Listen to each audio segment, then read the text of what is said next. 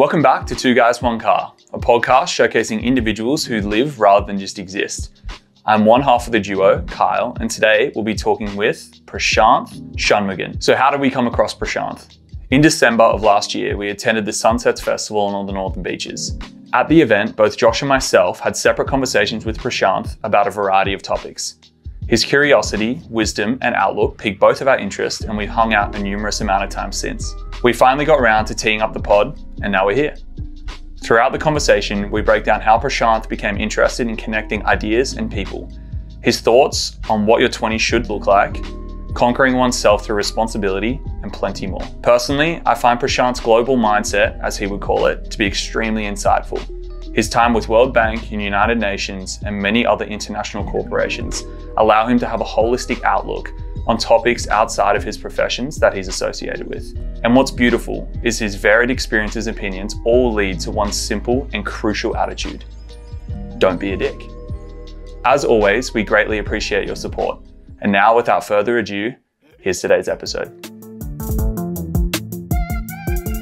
Finally, we've made it work. We made it happen. All right, I'm gonna try and introduce you as best I can based off how, I guess, we met and our relations.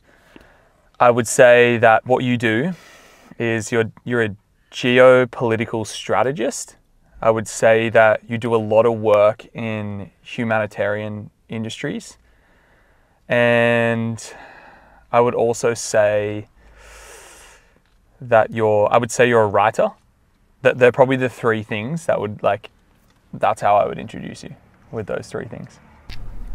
Would you correct? Oh, you want to hear mine? Yeah. Oh my goodness. I think based off what I know, there's a lot of stuff that you do that I'm not fully aware of, not that well educated in, but yes, from everything I've seen, very much like humanitarian, sort of like, is it philanthropy? Okay. Philanthropy, sure. Can't say that word. Yeah.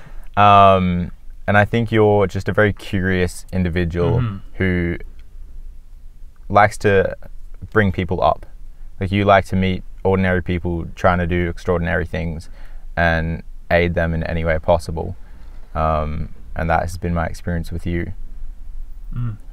How do we go? Correct us. Well, gents, it's good to be on the pod and meet Panda for the first time as well. So glad we made it happen. So yeah, I wanted you guys to introduce me as opposed to me do the introduction, because I'm always curious to know what people think of the individual. Just got many buckets, and it's kind of hard to. I feel like it's a sick thing. It's hard to bracket you into one specific area. It's always nice to be undefinable. Yeah, I was going to say I'd want that. Yeah, and it's good not to be in boxes. I think humans are the only creatures in biology that likes to categorize and segment and put into boxes. So it's nice not to fit into a box. So I think it's been about 6 months since we met back in December. So obviously we know each other and we've hung out a bit. So obviously it's a very different way of doing this pod, which is nice. So your various introductions or your thoughts on me are pretty much accurate. I usually let someone else introduce me as opposed to me introduce me, because it depends on how you relate to the individual. And also it's always important to focus on what someone is, but who they are. Or it's not what they do, but who they are. And who they are as a person is more important than what they do for a job, a profession, or a career. So usually I just go with, he's just a good bloke. You know? Take that, just want to grab a beer with him, you know. So let's go with that. But and as we talk, we can probably peel the onion as to the various things I do. But Carl, your point, the three things you mentioned about what I do professionally, work in geostrategy, global affairs, humanitarian issues, work in corporate affairs and strategy. Yeah, totally hits the mark. I write, I speak, do public speaking, write, what have you. But also, Josh, your compliments Carl's introduction as to more the personality of the individual, which is, I love meeting people. My passion and interest is bringing people and ideas together. And the aim is always, when they leave my conversation, they should be a better person. When did that clarity come of that's what you want someone to walk away from a conversation with? Because I was sick and tired of meeting very boring people. Nah, I'm joking. I think it's always been there. I like meeting interesting people. I like meeting people, whoever they are. I don't care who they are, what they do. or whatever. It's a way of engaging with the world. I consider myself an internationalist. There are over 7 billion people on the planet, close to 8 billion now. Not that you're going to meet every single person, but I do find people and their stories interesting. I think you have to be intellectually curious as well, and to have a passion for people, a passion for ideas, and the interest is to bring, or the desire is to bring people and ideas together. Well, let's go back to how we met. You know. Yeah. So we actually met at, for context, at Sunsets Festival. So we've obviously had Zach and Finn on a couple of times. And you two first initially met and struck up conversation, and then we ended up having a conversation like right at the end, later on, the last band, sun was setting. It's a nice little scene there, and we had a good chat. But yeah, you guys initially struck up conversation. Yeah, 'cause Cal was talking to you. Cal is one of our mates who will come on the pod sooner or later. And I just walked over and he said, "This is Prashanth, he's a really interesting guy," and we just started conversing. And I was super fascinated because most of the people at the festival are like younger, and not saying you're old by any means, but they're 20 or under. So it just, straight away I was curious, like, who are you? Why are you here? What's your interest in this? And we just had a great conversation about like the podcast, things that I'm doing, and then I learned about your connection with the Sunset Boys, and from there I was just very fascinated by you. Yeah, because it really contrasted the environment, because it was like, there was a lot of wisdom from you in at least our conversation. I was like, most of the conversations that I've had today at this like festival haven't really been like that.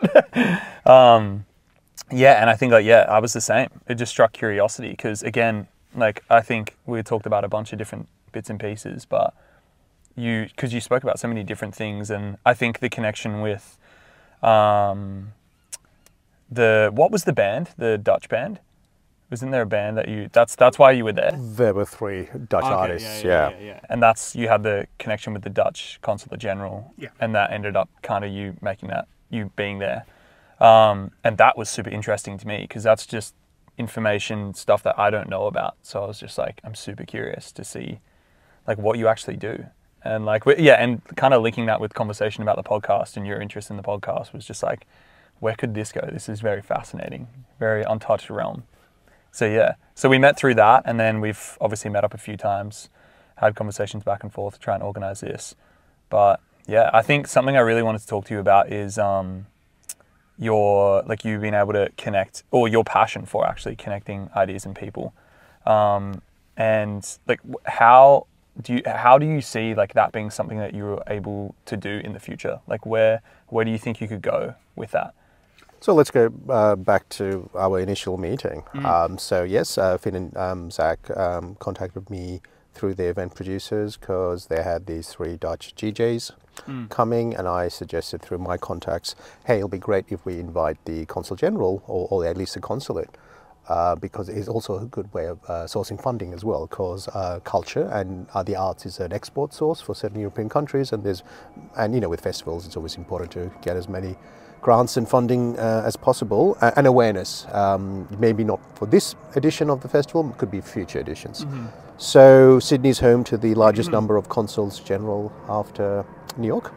So New York has about 120 odd foreign dignitaries represented. Sydney has about 110, I believe. So we've got the largest after New York, which is an unknown fact by many people. And in one of my roles, I get to know a few of the consular corps. So it was just an easy conversation with the Dutch, saying, hey, well, you know, there's some DJs coming. Are you aware of that? They said, no. Do you guys want to come to a festival? And they're like, sure. And obviously, it's a festival in the Northern Beaches for 20-somethings. It's not every day where you get a consul general or the consulate rocking up to a festival, right? So obviously, it's a bit different. And it's okay being different, because that's where the interest is. So I initially thought of not going, because, you know, they'll just turn up and do whatever. And I thought, oh, you know what, I'll go and see what the whole fuss is about. It'd be great to meet Zach and Finn in person as well. I've only met them online on Zoom. And so, that's where I met everyone else. I'm glad I went, because I got to meet you guys, and I'm sitting in a car having coffee, having a conversation for a pod, which is good. Yes, so it was different. To answer your initial question is, I like doing things that other people don't get to see, in the sense that Some people don't see dots, some people see dots, some people like to put the dots in place. And it's by connecting of those dots where life becomes interesting. Yes, because that's what strikes me, because it's not very like a structured thing to be focusing on. Like, it's like, how do you actually, like, there's no formula in my head. I don't see like a formula for connecting people, because people are all different, ideas are all different. There's no like way to do it. Well, you've got to be interesting and interested. For example, you guys have a pod, and that's how you introduce yourselves to me. I didn't introduce myself as what I do. I just said, hey, I'm just here because Finn and Zach invited me. I could have given you an entire bio, but I didn't. I simply said, two blokes who decided to do a festival decided to invite me. You guys introduced yourselves as via the podcast. So I was interested because I always encourage people to do something that's beyond, just amazing. Like, it's great that you guys done it, because you guys don't have a background in media, don't have a background in sound, don't have a background in tech, but you said, hey, let's do a podcast, and you've been doing it for a while, for almost a year, right? By that stage? Yeah. Then I asked you questions, and I was genuinely interested, and I suggested certain guests and what have you. And you guys, by that conversation, were equally interested in what I had to say, because whereas you both said this on the time, well, when we tell people that we have podcasts, they go, oh, that's interesting, and sort of walk away. Whereas our conversation was a bit, there's some depth to it. Yeah, for sure. So that is a way, to answer your question, Kyle, in order to, you have to be interesting as a person, and you have to be interested in others. And then that's why you'll attract interesting people and ideas. Okay. So that's sort of your framework, is like, find people who are interested as well as interesting. I don't need to find them. It's the art of serendipity. It comes by magic. I didn't go out looking, I'm going to find two people that drive a car around doing a podcast, did I? No. Yeah. I just went, threw caution to the wind, and so let's do the art of the possible. The serendipity is chance events. Which was going to be my next thing that I asked you about, is the whole serendipity side of that. When did you, I'm just curious to know, when did you learn the art of serendipity? Like, is there a point where you realized how valuable that is? So for some people, for many people, there is a point of having a catalyst, a life-defining point, a life-changing point. And through your previous guests on your podcast and even the interviews you had with each other, there is a point in time where you've had a life-defining experience or a life-changing experience, or something that makes you question, change, or be challenged, or whatever. I mean, they're all positive attributes. For some people, it's a series of things. It's a series of observations. It's a series of life experiences. So for me, it's not just one thing. I can't say you're funny you say I'm a bit older. I jokingly say I'm 25 plus GST and shipping and handling and lots of tax. But in my 4 decades of life on this earth, that it's been a series of experiences. It could be an experience of war. It could be the experience of migration. It could be the experience of growing up. It could be the experience of going to school, university, or being challenged, or traveling overseas. So there's many experiences that come together and go, oh.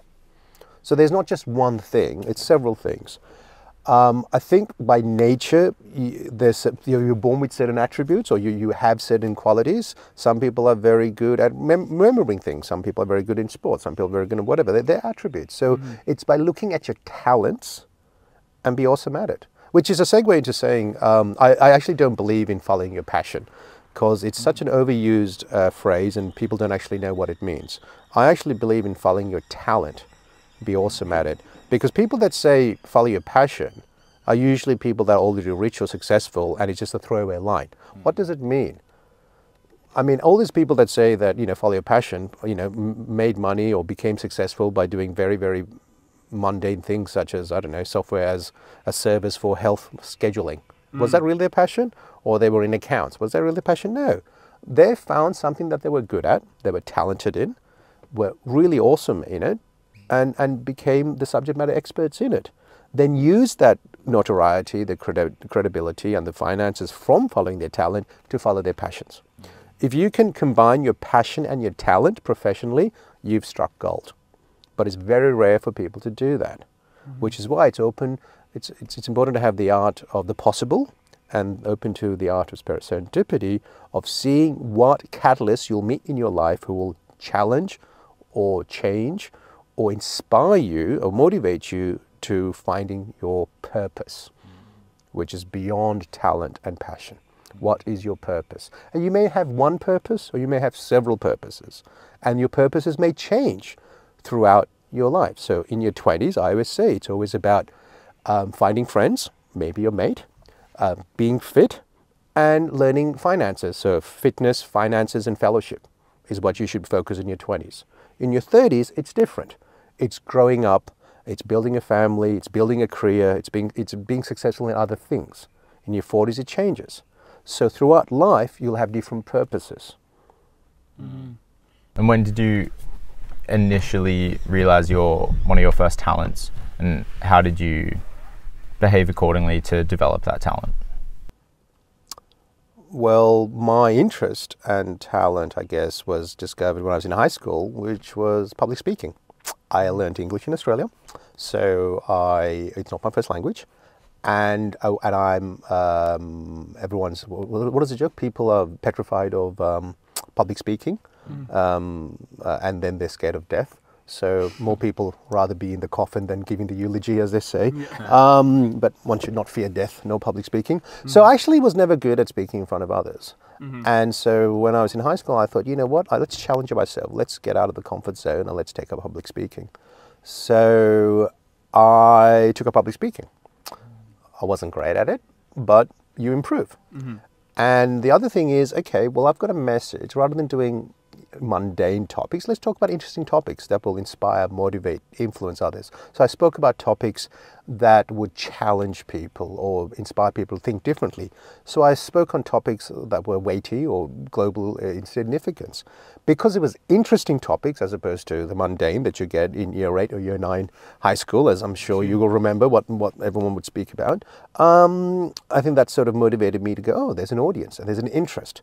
Okay, I'm finding something that I'm good at, which is distilling complex information into an accessible format, speaking and articulating topics that are of depth to people that are interested. If that makes sense. Definitely. And it all started from the exploration of like discomfort, something that you weren't very good at, you said, and you were a bit afraid to do, but you wanted to challenge yourself. Life begins at the end of your comfort zone. Yeah. Definitely. So this is around what, 14, 15? Yeah, I think I was in year 8. That's impressive. Think about me in year 8 and year 9, I was definitely not like that. Yeah, what do you think it was within you that wanted to challenge yourself? Because I was dissatisfied with the status quo. You're at that age, you're going through life changes. You enter high school. It's like, okay, well, let's do something different. You have to be interested in the world, and then you say, okay, what do I want to do about it? How are you going to, there's some great lessons in leadership as well, because a lot of, the fool wants to conquer the world, but the wise one will want to conquer himself. So first you need to be the master of your own destiny, captain of your soul, understand who you are, know thyself by thyself, conquer your own self being, have that understanding and realization, then the world is yours for the taking. So I think coming from a background which is a bit different from most Australians were either blessed to be born in Australia or had an experience of migration. But for me, the story of my birth and my experience in war and peace and migration is a bit different, probably similar now with the geopolitical conflicts going around the world. There's this level of resilience and a certain attitude you'll develop as well. And attitude is not a negative, it's just a way you perceive things and where you approach things. I always say your attitude in life will determine your altitude. If you have a certain attitude about things, a certain way of doing things, it'll determine how high you'll go or how low you go as well, because a negative attitude towards life will determine a certain destiny as well. So it wasn't just that high school experience of doing public speaking, it was just a way if you want to pinpoint one of several factors, it's one thing that was, I guess, memorable, something I can remember saying, oh yeah, I'm doing something that's different. Because if I was in primary school, you'd never get me to speak up in public. Now it's like, by the time I finished high school, Yeah, I was the go-to person to, what do they say? Talk under wet cement with a mouthful of marbles or something. Yeah, so you said that it started almost with like you just being interested in the world. Like you have to be interested in things. Do you think that was nurtured in you from a young age? Like how did that come about? Because typically when you're like 13, 14, 15, most of your influence comes from like whoever raises you, or if you raise yourself, or whatever your environment is. So how do you think that was nurtured in you? I think we're all born curious though, right? Look at a child, a toddler. They love to explore the world. Their limit is not their cot or their blanket that they're in. They want to explore. And sometimes, as you alluded to, society, parental, family units will inhibit that curiosity. Other times they will let it flourish. So I think we're all born curious. Some people forget that curiosity and become sheltered. Others still maintain it. So everyone's born with it. Every child is born curious. And you must have this sense of curiosity of the world, a sense of wonder, a sense of asking why. If you look at children, toddlers, they'll talk to everyone and anyone, whether it be four-legged animals or two-legged beasts, it doesn't matter. Then we're taught stranger danger, which is an important thing to learn, but then we're taught things about the fear the unknown, fear the world and whatnot. So I think with my background, yeah, I've been brought up in normal ways of bringing up, but in the sense that I never stopped questioning why. Why is someone like that? Why did someone decide to do this? Who are they? What makes them tick? Or a child will always ask why, if you know children. And I think as adults we forget to ask why. We sometimes be settled on the what is given, which is why it's important to be critical thinkers. Never accept anything until you've understood the rationale behind it. It's like doing research, when you do an essay, you always look at footnotes and referencing, and then you go back to their source and see where it's coming from.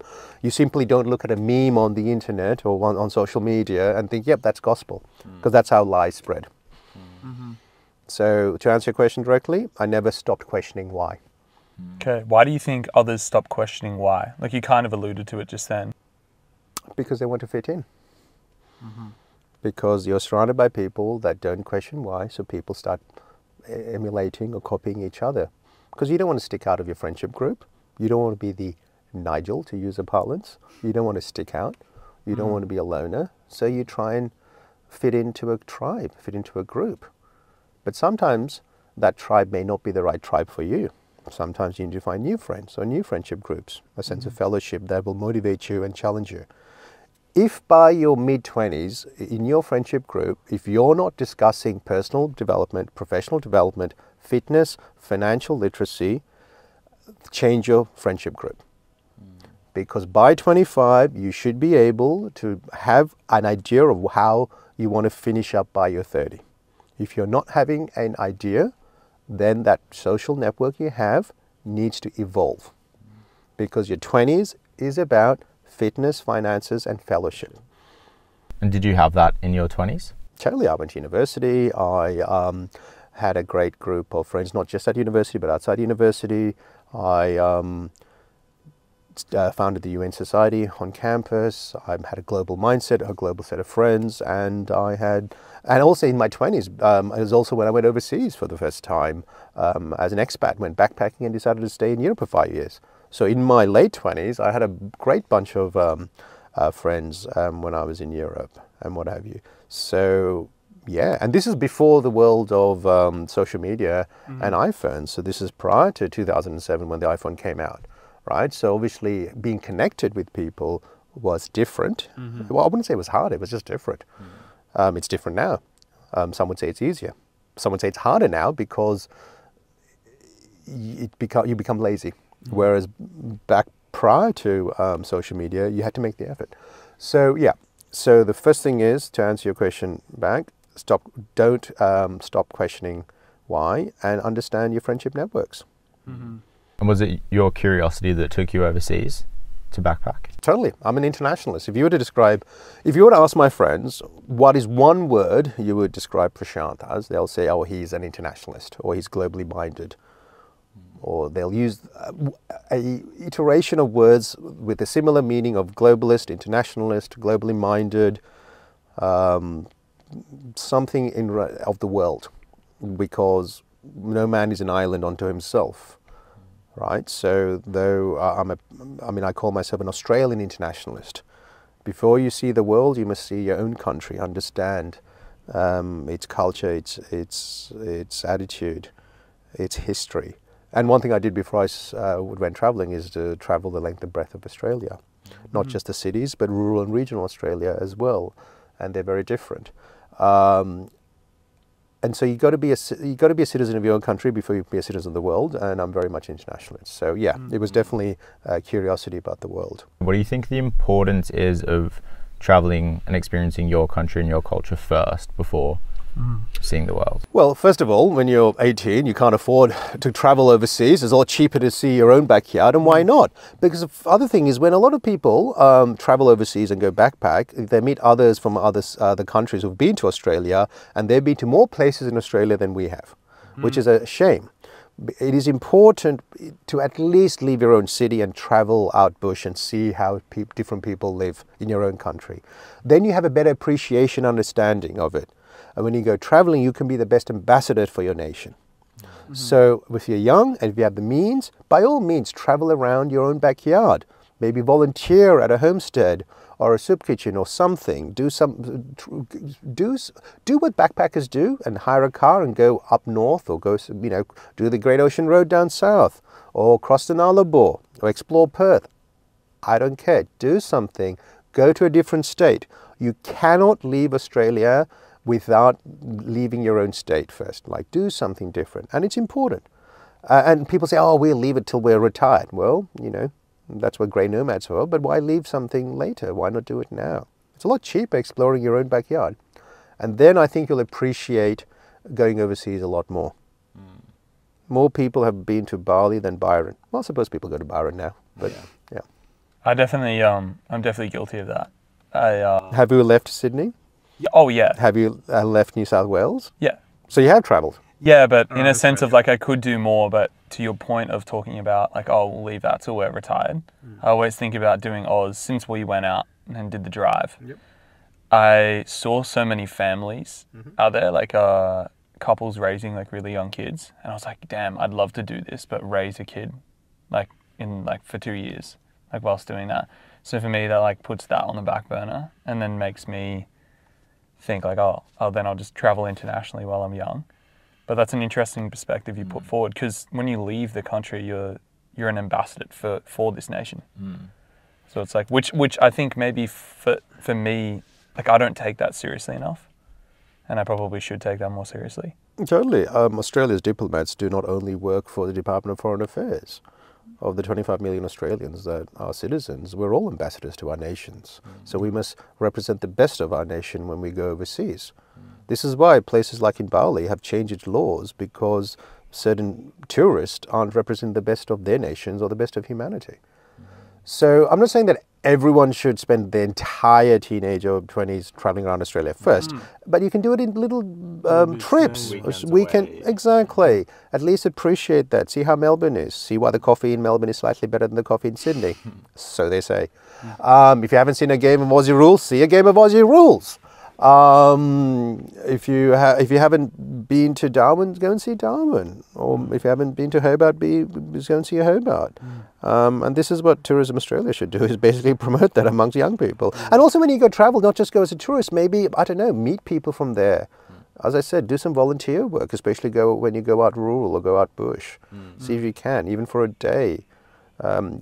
We have an amazing history in this country. We have over 60,000 years of indigenous history, and since settlement, of over 200 years of advancement. And it's amazing that what we have done as a nation, and we should be appreciative of that as well. And it's a work in progress, not a finished product. So I always encourage people, before you see the world, try at least to see your own country. You talk about like representing Australia in the best way you possibly can. What do you think that looks like? Well, that's up to the individual to decide. Right? I always believe that being Australian is not a race but an attitude. and it's an attitude that is positive. It is something that is, so one of the good things about Australia is that for me, and I did not have to deny my origin in order to avail myself of the best that this nation has to offer. What I mean by that is I didn't need to hide from who I am to make myself take advantage of what this nation has. And the other good thing about Australia is that to be an Australian, there's no privilege of origin. There's no hierarchy of descent. Anyone who wishes to partake in the story that is Australia is welcome to it. So when you ask the question, what does it mean? It means what the individual wants it to mean. Okay. And I'll add another thing, which is simply don't be a dick. Yeah, like that is the simple thing. So don't be a dick and you'll be fine. And I think, to use the Australian parlance, many people will understand what I mean. And just being a good person, engaging with others, helping each other out. We have a sense of volunteerism in this country which is unsurpassed. Many nations struggle to get volunteers, but we will always have enough people. We always have volunteers, whether it's through emergency services, whether it's through charities and all that. And I think that is the greatest thing about being Australian and being Australians is our sense of volunteerism and helping our neighbours out. We just need to encourage that more and do more of it. It is a sense of humanity with its sleeves rolled up. I like what you said as well about conquering yourself. And I think the way that sort of ties into how we can represent our country is you don't feel this need to like validate yourself or your country through the things you say and like live up to the stereotypes. I was listening to a podcast. This guy was speaking about Australia to some Americans, and it's just jumping on the stereotype of like everything will kill you, how dangerous it is, and crocodiles and jellyfish and snakes. And whilst like those are very real, I think for a lot of people that haven't experienced this country, that is a very kind of built-in stereotype that it's the most dangerous place on earth. Australians are crazy people, and for me, I think that might come from a lack of conquering yourself and a lack of confidence in yourself and knowing who you are. And for me personally, trying to work on that within myself, I don't feel this need to, validate that stereotype or live that up, but rather represent the country in the way that I know it and the way my experience is of it being a beautiful place, it being very diverse in terms of the food and the cultures that exist within it. So yeah, it's interesting how those two kind of come together. I don't think I've ever experienced that stereotype. Like the most dangerous. Well, you've never put a shrimp on the barbie and wrestled a crocodile? Really? I thought that was something that we all do. Well, even the point about the culture point, I think we were in the city and we just walked down this random alley because we need to go to the bathroom. And like there was this like spot with all this Japanese cuisine. And I was just in Japan. I was like, holy shit, I feel like I'm back in Japan. And then it made me think about like, I wonder what other nations have this, because when like I've had limited overseas experience, but even whilst I was in Japan, I didn't feel that I was in any other culture whilst I was there. It was completely Japanese culture. But when we're here, it's very multi, which is something that's like, I think about all the foods that we've tried and how many times we've bonded over different cuisines. Like that's just like, that's beautiful. Yeah, and you're also describing a very urban attitude as well, right? 100%, so urban Australia is very different from rural and regional Australia. Course, and to your point, Josh, about stereotypes, stereotypes exist because for whatever purpose, because stereotype, one can also use the term, it's a prejudging of someone. The word prejudice comes from prejudging.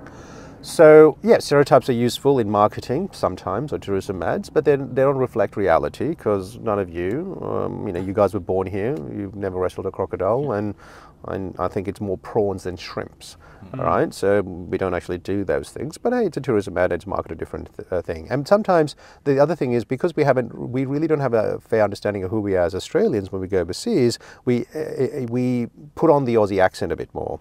We become more ochre. And we try and do things. Why? Because there's this, because if you don't have a sense of identity, you want to revert to something that's common, and you only get that through TV or through social media or through mass media, right? So if, as to your point, being smarter once you conquer yourself, having that self-awareness, you don't need to fulfill a stereotype. And it's a postcode thing as well. I mean, you guys are up in the northern beaches. People have a certain stereotype of the northern beaches compared to the rest of Sydney. If you live in Bondi, you have a certain stereotype, and that's what I'm saying. Because we fail to question why, and we fail to challenge ourselves and challenge others, and because we want to fit into a very mundane circle of friends that don't challenge or motivate you, that is why society doesn't progress. Challenge yourself and challenge each other, and we'll see progress. Definitely. So you mentioned that you were obviously in Europe for 5 years and you lived there. Where did you go next? Did you come back to Australia? I did. Okay. So how did you make that choice to come back to Australia? I was away for 5 years. We had the GFC in Europe. Things were economically that's a GFC, Global Financial Crisis. For the kids listening, there was a big economic meltdown in the world that happened in circa 2008. And 5 years was, initially I went away for 1 year. I wanted to go for 1 year, and it ended up being 5 years. And I thought, you know what, it'll be great to come back and see how it is. And it's a sliding doors moment. Most people stay overseas if they find a partner and they get into a career thing and all that. And I wanted to do different things. I finished up with Shell, did some work with the UN, traveled, did amazing stuff. But I also was missing certain elements of. I think I had more things to do back in Australia as well, and I think I ticked a few boxes overseas. And I just did it. The other thing about being an expat is it's almost like being Peter Pan in Never Never Land. You don't grow up. It's an amazing lifestyle. It's great. Everything's done for you, paid for you, and you sort of, inhabit a different world. Whereas, remember I said I'm an Australian internationalist, and I think I needed to rediscover my Australianness by coming back. So I came back, but I still was an internationalist. I worked for the World Bank and still do my international stuff as I do now. But I think it was a choice, but I think the conditions, the geopolitical and geoeconomic conditions made it easier for me to make that choice. Yeah. Whereas had those conditions been there, I think the choice would have been harder and I would have regrets. But I think it made the choice easier. So you came back in 08, 09? No, I came back in 2011. Oh, okay. Yeah. So the whole GFC, you were in Europe. Oh, totally. Yeah. How was that? It was different because remember, with any financial issue, crisis doesn't happen straight away. It probably takes 2 to 3 years to happen. Of course, yeah. Yeah. So even now, we're only feeling the start of what happened in the pandemic. And with the rise of interest rates now, we won't get the results of it really until the next 24, 36 months. So things take time. I think it was said there are weeks where decades happen and there are decades where weeks happen. Words to that effect. I don't know who actually said that, but basically what it means is time is very material, but it can be construed as to how things move, whether it's glacial speed or something quicker. But I wanted to touch base about another topic you talked about, the importance of understanding yourself, because it goes in the importance of human rights. That's another issue that I'm always interested in, because being the UN ambassador for human rights and advocating for the rights of people is important, because it's something that we don't really talk about in Australia. It doesn't come up in conversation, because I truly do believe that human rights are fundamental, as they are. I believe that the rights of man come not from the generosity of the state, but from the hand of God. Now, what that means is, it is not the responsibility of the state, of the government, to give you rights. The rights are inherent. You're born with them. They come from the hand of God. So it is the responsibility of the state to recognize those rights. Yeah. Now, having said that, I also believe that human rights must be balanced with a sense of human responsibility. What I mean by that is just our privileges cannot be greater than our obligations. So our rights must be balanced with a sense of responsibilities, duties, and obligations. Then you have the fundamental balance between human rights and human responsibilities. We do live in a very rights-centric and entitlement-centric world without any corresponding sense of obligation, duty, and responsibility. So when I talk about human rights, I also talk about human responsibilities. We have a responsibility to each other, the nation, our community, but also we have responsibility to ourselves, and that is the most important responsibility that we fail to understand. So when I talk about conquering oneself and all that, it's about the responsibility to yourself. So yes, human rights are important, and I do talk about them, but I take a different slant when I explain the notion of human rights. And there's a great story about human rights and humanitarian law and all that, and that is the background and what I studied and what I talk about as well. And I think it's important also. So your audience on this pod is largely people in their 20s, mostly men, which is why I talk about those things. Talk about, what do you do in your 20s? What are the 3 Fs? Fellowship, finance, and oh my goodness, fellowship, finance, and something else. Fitness. Fitness. Yeah. Whatever order. Yeah. Or as I call it, fitness, friendship, and fun. Because finance is also about having fun as well, right? So and the other thing is, by your 25, if your circle of friends aren't discussing what things? Finance, Fitness. personal, something. Is it personal? No, you don't remember this bit? Personal, something to do with you, as in how you're doing. And something else, I don't remember the third. Yeah, this is why it's important to pause the podcast, go back and come back, right? Yeah. So by your 25, if your circle of friends aren't discussing professional development, as in what do you want to do with your life, career, so personal development, that's it. financial literacy and health and fitness, change your circle. Yeah, that's it. Yeah. Your network, as cliched as it is, as they say, your network is your net worth. Yeah, you're the sum total of the 5 friends you spend most of your time with. So yes, have fun by all means, and I'll guarantee you this, at your 18th birthday party, you'll have X number of friends or X number of people at it. By the time you're 30, it'll be very different. I think by the time you're 30, you will not remember who was at your 18th birthday party. Yeah, and that's normal. And just because you live in the same postcode or you met at prep school or kindergarten doesn't mean you have to be friends for life. The depth of friendship is not measured by its length. You can meet someone yesterday and they could be your soulmate. We've discussed this so many times with each other, actually talking about that idea and having a smaller circle of friends. I'm just trying to think of now you pose that to me, who are my 5 people that I spend the most time with? No, it could be 10. See, yeah. Yeah, I mean, you don't have to have 5. The thing is, in America, if you're, and I need to pull this up, the Surgeon General, so the Surgeon General of America is the title, which is similar to the Chief Medical Officer for Australia. And he said, 1 in 3 American men do not have a close personal friend. They don't have 1 friend, let alone 5. So friends are important, which is why we are social creatures, we love engaging with other people. We live in small groups, we like to do things and what have you, which is why I think this notion of working from home was never going to be a permanent fixture. The younger you are, I encourage you to go to the office. The office is where you find your friends, where you find your partners, where you engage, where you get promotions. One of the single biggest feature of retention is whether a person has a friend at work or not, because you look forward to going to work. Same thing in primary school. The only reason you were keen to go to school was because you had friends there. Yeah, it's the friendship trends. Exactly. So often with work, people hate their jobs but love the people they work with, and that's why they stay. Exactly. And they'll eventually leave with their friends because they want to go where their friends are. That often happens too. It's it'll be a bunch of people who end up leaving, or at least it's a time period where it'll be someone goes, then someone else goes, and go. Exactly, and they help each other get jobs. Yeah.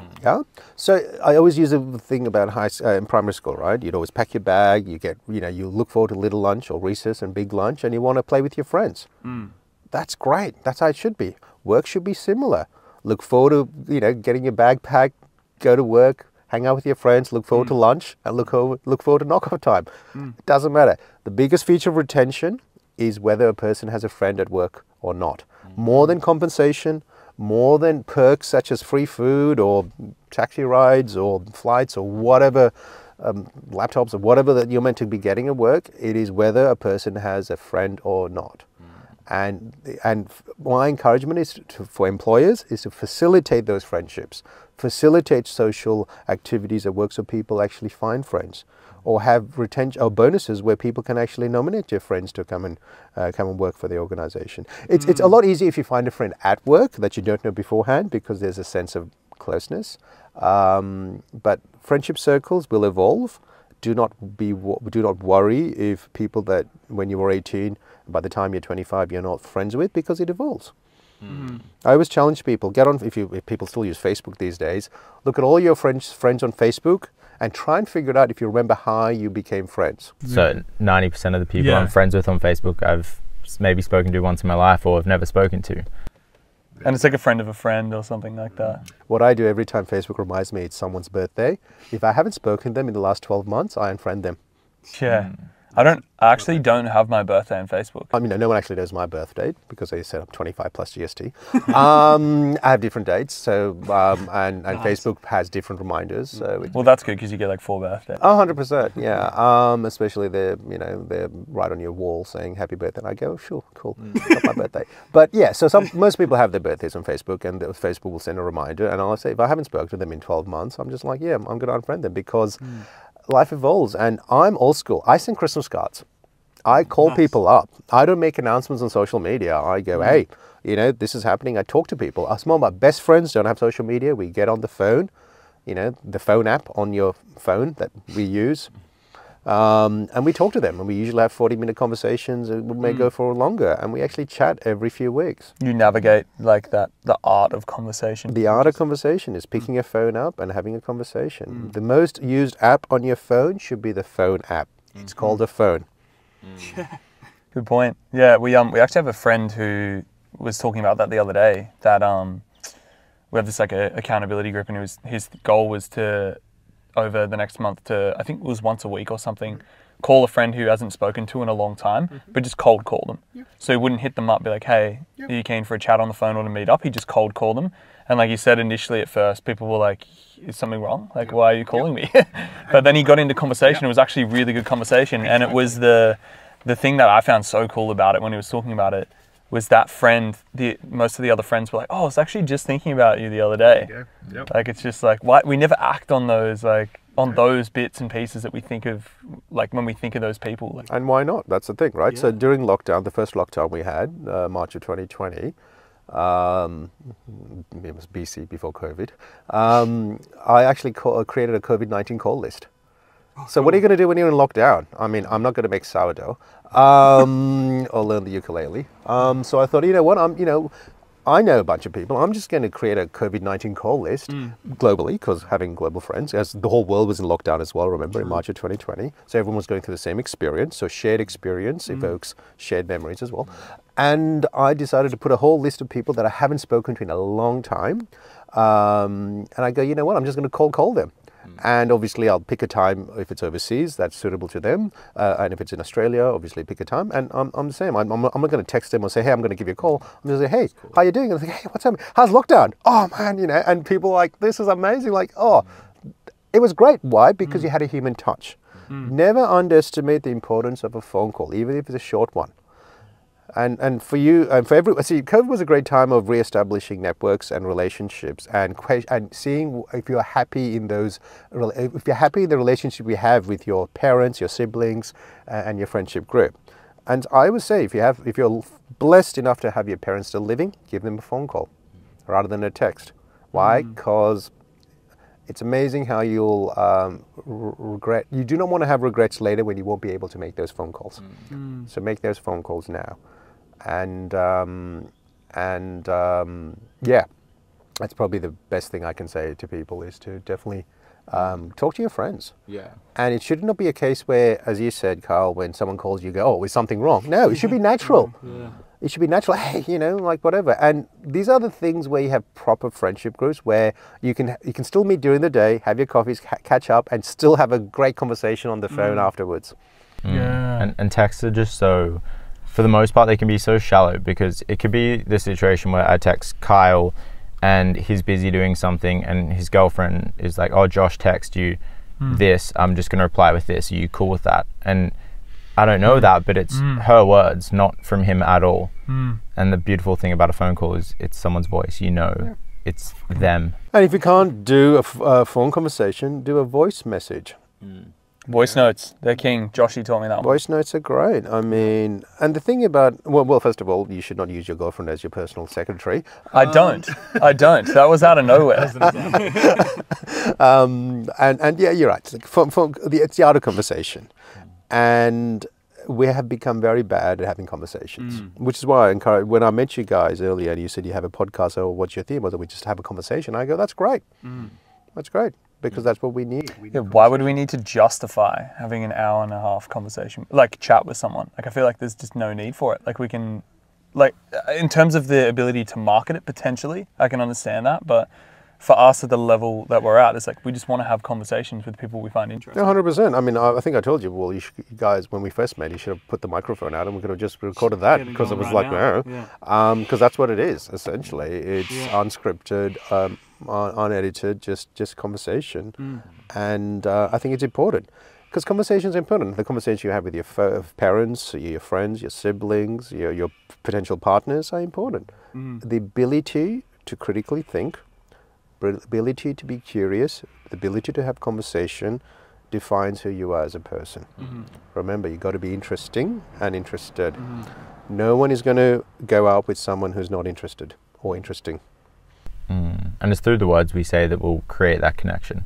It's our behaviors as well, but the words we say for the most part, because you could see someone doing something that you like or you find interesting or admirable, and then you go to speak to them, but you just don't click and there's not that connection. But it's the words we say that will really cultivate that connection. Yeah, I like your use of like the commodity of not just being interesting, because I feel like a lot of people could understand that, but I think also interested. I love that idea. So how would you be interested then? Let me challenge you. Attention. Asking questions. There you go. Curiosity. Genuine curiosity, and asking genuine questions. For sure. Yeah, and follow-up questions. Yeah, it's curiosity for me is just like such a freedom. Like, I'm so blessed to be curious because it invokes things that I just didn't even know that I was going to learn. Like, that's just so fun. I don't know why we don't do it more. But yeah, the interested part is very fascinating, because you can meet someone who has one or not the other. Like, you can meet someone who is okay, here's a question for you guys. Would you rather have a conversation with someone who's interested, like only interested and not interesting, or someone who's interesting and not interested? I think for me, it depends on my mood. Okay. Sometimes I don't necessarily feel like talking. I'd rather just be interested, and I don't want someone interesting to speak with me, because they're just going to be asking the questions I need to speak.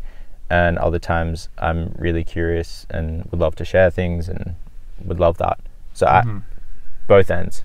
I mean, it's great meeting someone that has both. That's what I'm saying, but if you had to pick one. It just depends on the mood. Yeah. I agree with Josh. Yeah. And also, you should be able to change yourself according to the individual, because sometimes you'll meet people that aren't going to talk unless you ask the questions, or you meet someone who's just going to talk forever, so you just need to carry them on. I hate talking about myself. Yeah. So when I go to events, social events and all that, I'm the quiet one. I enjoy talking to the wait staff because they're slightly more interesting. And also they give me food and alcohol, which are my two favorite things. And I have a conversation with them. But you're right, Josh. I think it depends on the mood.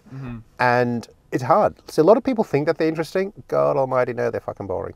And other people think that they're interested, but they fail to ask the right question. What do you think that is, if someone thinks they're interesting but they're not? They're probably up themselves. Definitely. And I think that being interested is the ability to have like genuine conversation, genuine dialogue, because so often conversation is, in my opinion, exchange of two monologues. Like, I'm just waiting for you to finish speaking so I can say what I want to say. What would you say? A conversation is an exchange of two monologues? Are you saying that's what you think it is? No, that's what I think a lot of conversations end up being. Yeah, they end two monologues joined together. Yeah, that's what, because I thought you were saying that's what you think it is. No, they see that in dialogue, but it's just two monologues. We're not actually conversing. I'm just waiting for you to finish speaking so I can say what I want to say, and vice versa. But genuine conversation, genuine dialogue is listening, taking that information on board, finding something you're curious about, asking a question, or sharing an opinion or a thought on that matter. I'd be interested to see what you think of this, but sometimes I like the scenarios where I'm finding it hard to pick out something. I like those times where I'm having a conversation with someone and I'm really trying to find what I'm curious about. Like where is this conversation? Where can my curiosity go next? I kind of like when it's difficult because sometimes you have to push through that, like, where are we going with this conversation? And if you can just like delay it, just stay in there a little bit longer, sometimes there's this beauty on the other side of it. Like, you know, it almost, people would describe it as like cracking someone. Yep. Like when you have a conversation with someone and you like crack it. Because your initial reaction will be like when you first meet them, it'll be one thing, and then you end with like, wow, I wasn't expecting that. Yeah. So it's almost like going on a tangent. So as you said, Josh, about a conversation, a dialogue, yeah, don't underestimate the importance of a tangent, because sometimes you may have you may start talking about one thing and you discover something else. It's like the YouTube, you know, a rabbit hole sometimes. You know, you look at one thing and you're like, oh my god, where did I end up in? So it's fine. Look, the thing is, get used to talking to people, get used to talking to strangers, get used to talking to your friends at a deeper level. And that's the thing, in your 20s, as I said, if you're not talking about those weighty issues, which I'll question you guys later about, so on what it is important, and I think we underestimate that. We have lost the art of conversation. You just cannot communicate with emojis. Definitely. And also, don't look for the things you do to be the common points of interest. So often people will say, I had nothing in common with them. You're talking to a human being. I was going to say you're that is ground one. Like, you're both breathing, your hearts are both beating. Your parents, like, something birthed you, someone raised you, like, there's something there. There's so much common ground, and it just takes you to take a second and look within more and coming back to conquering yourself. I think on that journey, a lot of what you discover is health and your body, breathing. And when you connect with that, then you can start to connect with other people on that same level. Yeah. Versus, you know, I rock climb, I do this and this and this. Oh, they don't do that. We have nothing in common. Let's not speak. The biggest one that people always forget, it's like eating. Like, we all eat. I love it. Food is such a beautiful language to speak. Like, how do people not speak that more? Yeah. I love that. It's like like meeting with people over food is like the best conversation starter. In life, one should always build a longer table, never a higher wall. Yeah, and what you put on that table is up to you. And food is a very good way. I love hosting, I love entertaining, I love cooking, I love bringing people to my table. And it's always a long table. So yeah, remember that. So when you're looking at your friendship groups, because in your 20s, it's very normal to have the big walls up, because you want to be the hot pack or the cool kids, or whatever you kids call it these days, the in group, right? The cool kids, right? And you want to be in the in crowd. Man by nature desires to belong, as Aristotle said, I believe. I think he also said man by nature desires to know. So it's very normal to put the walls up. And the art of the possible is putting the walls down and building a longer table, seeing how you can engage with others. You're not going to have one circle of friends. You're going to have several circle of friends. You're going to have different spheres, different orbits. It's fine. That's what you do in your 20s. You're going to have your friends that you're going to talk fitness with. You're going to have friends you're going to talk about productivity with and career advancement, and other friends you're going to talk about financial literacy or whatever. It doesn't matter. You don't have to have the same group of friends to do everything. It's great if you can. That's great, you know. But life's not like that. So, but remember the art of conversation, and I totally agree with you, Josh. It's not two monologues joined together. You speak, I speak. It is basically feeding off each other, learning from each other as well. So that to the point you made, Kyle, about how do you become interested and interesting, is you should walk away from that conversation having learned something, and the other person should walk away having learned something, and organically you should say, oh my God, I want to catch up again with you because that was interesting. Let's have a coffee, a beer, a dinner or something. Why? Because that was genuinely interesting. That's why when it comes to the business world, and when I mentor CEOs and corporate execs, the business card should not be the first thing you exchange. It should be the last thing you exchange. Because everyone talks about networking, and I say no, never network. Computers network, humans should build relationships. Because a business card is simply a piece of paper with some contact details on it. When you understand the art of conversation, when you meet people, be interested and interesting, and then people go, oh, this is great, we should catch up again because this was a great conversation. Or this is a great person, I love the energy. And we can discuss later about reading people and energies and feeling inspired and motivated. And I'm sure you guys can relate to this. I'm sure you've met people in your lives that after you leave that conversation, you feel down, you feel, you know, like energy's been sapped away from you. And there's others you've met, you feel like, wow, I've been inspired. I feel like I can conquer the world, let alone myself. I'm like, this is amazing. That's about the energy that people have, and they're how you take on that energy and not. And we can discuss that in another pod maybe later, or more up to you guys. But yeah, it's important to understand energies because we all have different energies and we feed off each other's energies. Definitely. And I just had a realization as well. My relationship with you, I've spoken to you more in person than I've texted you or messaged. Like any time I've ever texted, it's purely been about meeting up in person, which as I think about that with like a lot of my friends, so much of my conversing with them is via text or via phone call or whatever, and it's trending far less to meet up in person. It's a good point. And I started to think of that. I think that stems from like time, like our innate desire to just like be better, be more efficient. Like so you can still exchange. It's almost like we devalue what conversation is just to get more of it in. So we'll devalue it and be like, okay, we can just text because we're still kind of doing it, but we're not getting every element of it, but we're still kind of doing it. But it just means I can do it with more people now. Yeah, and it's up to you guys to choose your method of communications that way with your friendship group.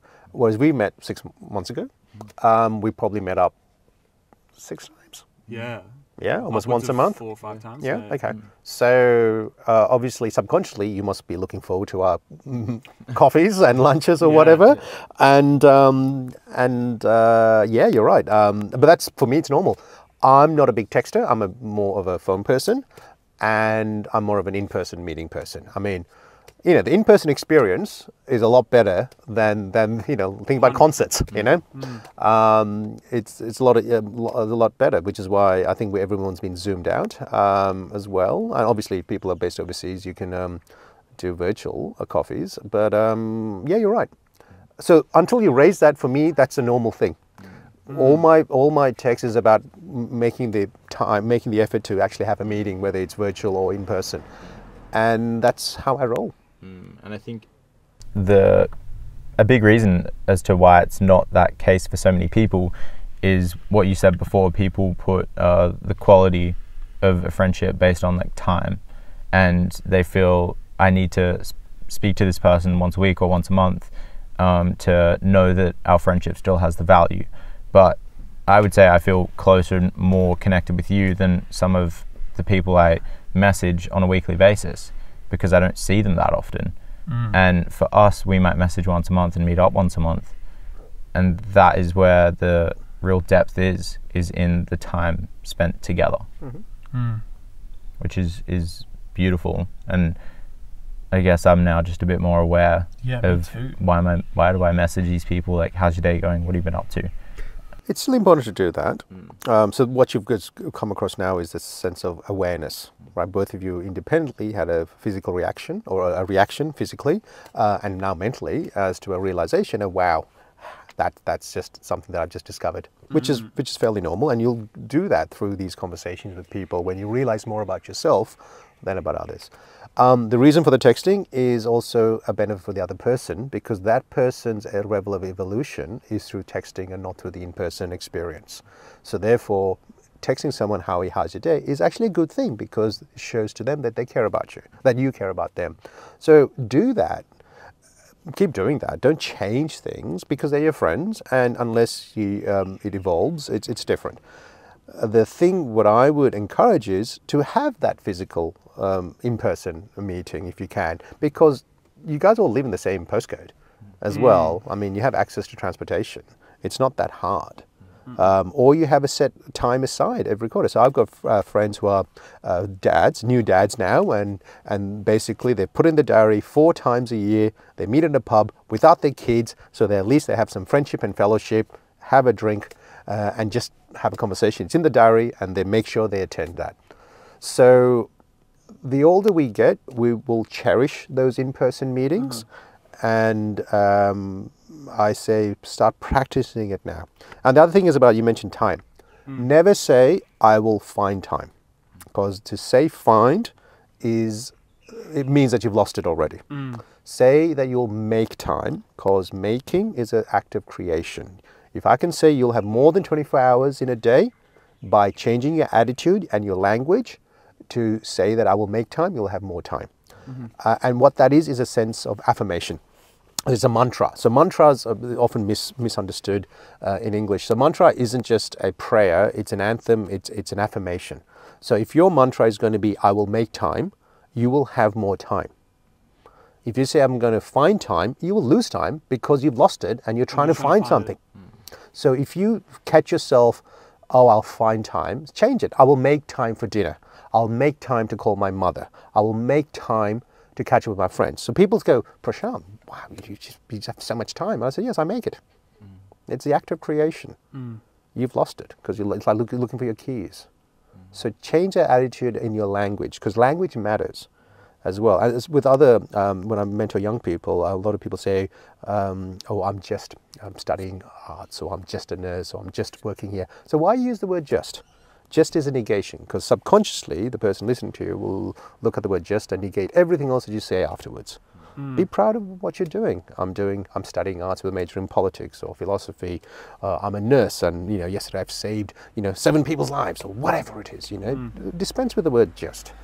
And it's a very flippant thing to do, and people say it because they want to sound a bit less than what they are. But no, be proud of it. Embrace it. Change the attitude, because by just saying just, you limit your growth. Have a growth mindset. Similar to the point that you were making about time and like the affirmation side of things. Josh brought this up ages ago, and it's like something that I always think about now, and it's such a great way to put it. Now, I never really said this phrase, but like a lot of people say it, and I'm so much more aware of it now. Killing time. Like the act of killing time. It actually is the dumbest thing. What does it mean? You physically kill time? I mean, let's look at it. Let's deconstruct it. That, number one, but number two, why would you want to kill time? So it's something that you have less and less of. So if you think about it like that, you're only going to have less time. So why would you want to kill it? 100%. Because there will come a point in your life when you would do anything for 20 more minutes. Like, oh, I've got 20 minutes before my friend picks me up. I'm just going to kill time and scroll on my phone for a bit. And it's this, like, in their mind, they're at the point where they just want the 20 minutes to be gone so they can be with their friend, which I always try to pull myself in the mindset of when I'm however old or whatever it is, and the end is coming, I would do anything for those 20 minutes. And accumulative over my lifetime, that's days that I've just said, oh, I'm just going to kill, or I'm killing this week before I go to Bali, I'm killing this. Why? Yeah, why would you do that? Yeah, it's crazy. I think there's another, I can't remember where I remember it from, but someone speaking about with their kids. I think it was Peter Attia, the longevity expert guy. I think when he was on Rogan recently, he was talking about with his kids, how, like they were talking about how kids can be frustrating when they're younger because they just obviously don't have that framework yet. And he was talking about moments where he would be frustrated with his kids. And it was just this simple thing he does where he just closes his eyes and pictures him.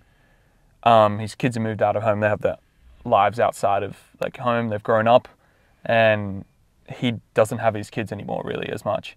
And he tries to put himself in that space and appreciate even just his being frustrated with his kids, like just appreciate that time. So it's almost like another level on that, like valuing time. Like what happens when you have like something like a child where it's like they're growing up and you're growing older?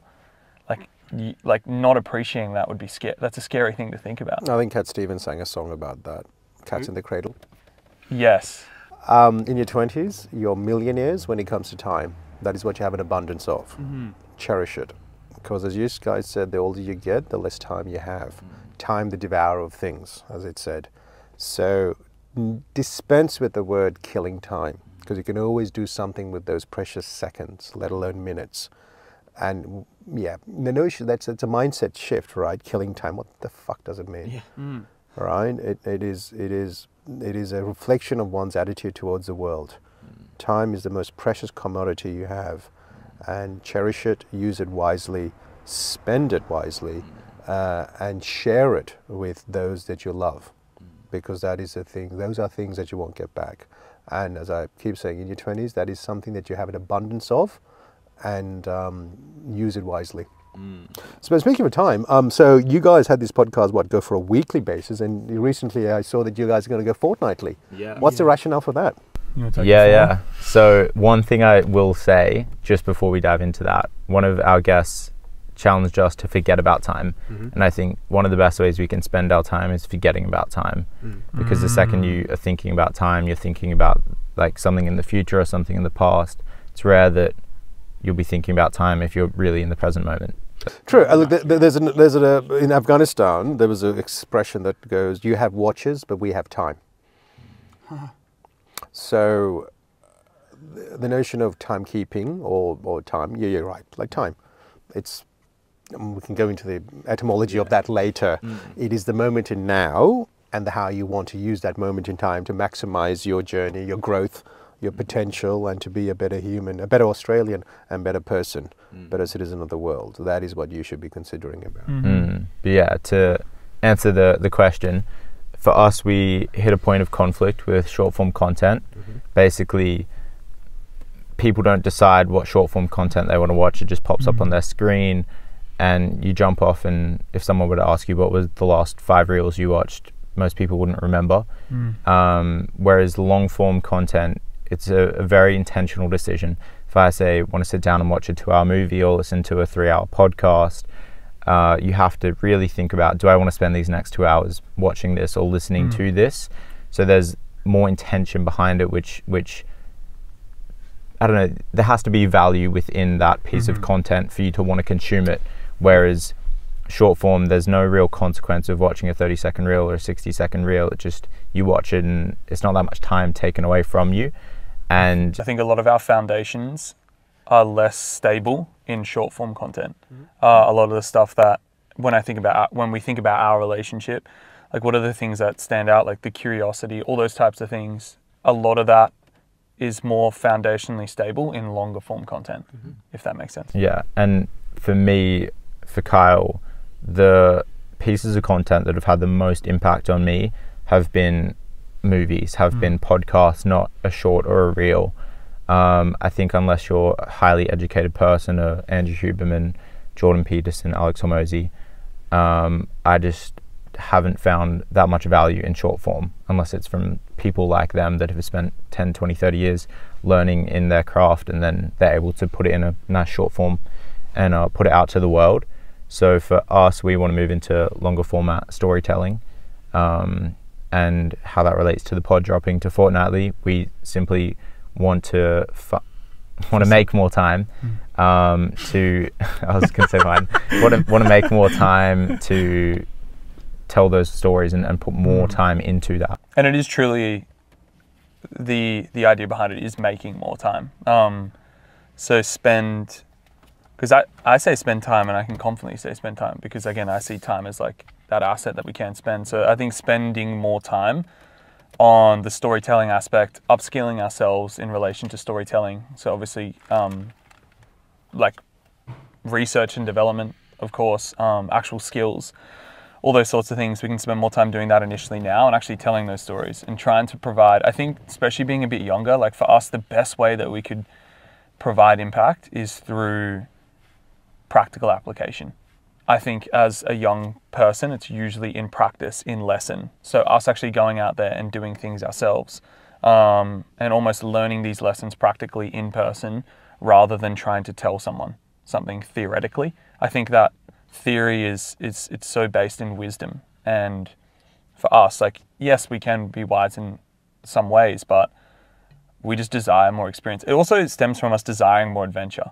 Like myself and Josh, we just desire that adventure. Like we want to go and do things that can teach us lessons, and we'll be able to like indirectly show lesson, if that makes sense. Yeah, totally. Look, I think for you guys, and knowing you guys for a while, and having conversations about your pod and the media empire that you wish to build, I think a fortnightly format is great, and I think it'll suit what you're trying to do, and it'll give you more time to explore different subjects, people, and what have you.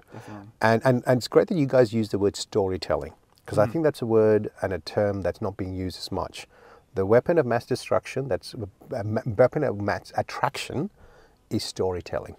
What I mean by that is, if you can tell a good story, you will attract the right people. That's what about conversation is, the art of conversation. Mates, meaning, money will all come to those who can tell a great story. And this is what you guys in your pod are. You guys are masters of the craft of storytelling. Not only do you tell your story, you get your guests to tell their story. And together you share a story, a story of humanity. And I think that's important. Whereas if you were to ask, if I was to describe your podcast to someone, I'd say it is a podcast about the art of storytelling. Because you are really getting into someone's story and your stories and reflecting on it. So it's not a one-way podcast. It's very much a three-way podcast as well, which is different from other pods as well. And I think it's good that you use the term storytelling. And I totally think going on a fortnightly format is great, and you'll intersperse the off week with different social media content as well, and what have you. Yeah, especially with the two divisions being like us with the living with Carl and Josh, like doing those things, and then the other side of it being the pod. But yeah, I think that the desire to still do the podcast is there, because we just meet, again, it's the storytelling aspect of telling someone else's story. I think the way I'm starting to see it is like the living with stuff is us actually living, and then like living rather than existing, but us doing that. And then I think the podcast side of it is actually speaking to people who are living rather than existing. So almost taking in and also experience, if that makes sense. Yeah, totally. So it's like there's a theoretical aspect, as in like you actually, I mean, this is practical, we're having a conversation, but there's a lot of theory and wisdom coming from the guest and then maybe us, but then also actually going out and living ourselves. Yeah, exactly. Yeah, it's one thing to talk about it, but the more important thing is to act on what you talk about, practice what you preach, right? And also the other thing is what your audience want to get out of it as well. Humans are great sticky beaks. We love to be a fly on a wall, and many times we have said, you know, we want to be a fly on the wall in that conversation, right? So for your audience, your viewers, your friends, who are a large part of your audience, as well, it's what they want to get out of it. So not everything will be of interest or use to them, but there are small nuggets of information, actions or advice or stories that they'll find interesting that they can repeat to others. A good story is something you can tell others about, right? You know, a story only becomes a story when you tell people about it. If you just keep it to yourself, you know, a story should be should have a beginning and no ending. So you almost saying that you think a story only becomes a story when it's shared? Well, that's what storytelling is. Storytelling, you tell a story. It seems obvious to me, but I just don't see it in that way. That's true, yeah. And storytelling is the verbal storytelling, not just writing, because humans have been telling stories by spoken word around campfires since we started. The art of writing only happened recently in human history. So the ability to tell a good narrative, a good story, and to be interested and interesting, back to the first point I made, is a lost art, and we need to rediscover it. And yeah, story should be repeated. Why? Because it's a good story, and it's repeated through many ways. A book becomes a movie, becomes an audio book, becomes a podcast, becomes TV series, becomes an internet meme. It's whatever it is. To bring it back full circle, do you think storytelling is an important aspect in relations to bringing ideas and people together? 100%. Do you think that's almost a tool that you try to use and when you try to bring ideas and people together? I try and get people to tell their story, because that's what being interested is about. You ask questions. So what does that make you? If you're trying to help people tell their stories, I just find that fascinating. Good bloke. Yeah. That's called a callback, Josh, in comedy. Just be a good bloke. Yeah. It's like the facilitation, the care, the interestedness. You're interested in their story. But asking the right questions. We all have a story to tell. We just don't know it yet. We all have a book in ourselves. We have yet to write it. This might be a good place to chuck the bookmark in. Yeah. Love what you did there, Josh. Nice. You're fucking happy with that before you said it as well. You were happy with that before you said it. And the good bloke thing. Or did you just blurt that out? No, I had that. Oh, you had it loaded and you're like, they're going to love this.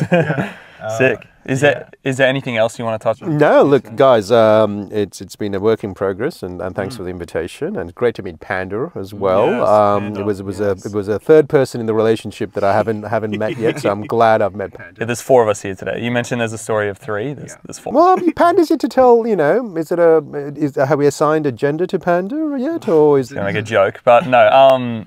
I think Panda's female. Is it female? Okay, sure. Yeah. Don't they say all ships and vehicles are female in some description? Yeah, I don't know. I think Panda's a female. Yeah, I think a female. So yeah, Panda's yet to tell her story, so I'm yet to ask her. So that's a different conversation for a different pod. It might be one way, but we'll see. Unless you need to put more petrol or something. But no, guys, look, thank you. I think this may be the start of several pods based on your interest levels and all that. But thank you for the opportunity, and I hope that was a bit fun. And it's great to have coffee with 2 interesting blokes and to meet Panda. And it was great to have a coffee with a good bloke. Yeah, it was. We close every pod out with a challenge. So we get our guests to give us a challenge. It could be related to anything at all. It doesn't have to be physical. And we will aim to complete it the week that this pod is released. You can partake in it as well if you want to. So take your time and think of a challenge for us. As I said before, the best app on your phone should be the phone app. So if you haven't spoken to your parents in the last 7 days, call up one of them if you're blessed to have them around, and have a conversation. Minimum of 20 minutes. If there's a friend that you haven't spoken to and you consider them a good friend and you haven't spoken to them in the last 7 days and you consider them your best friend, give them a call.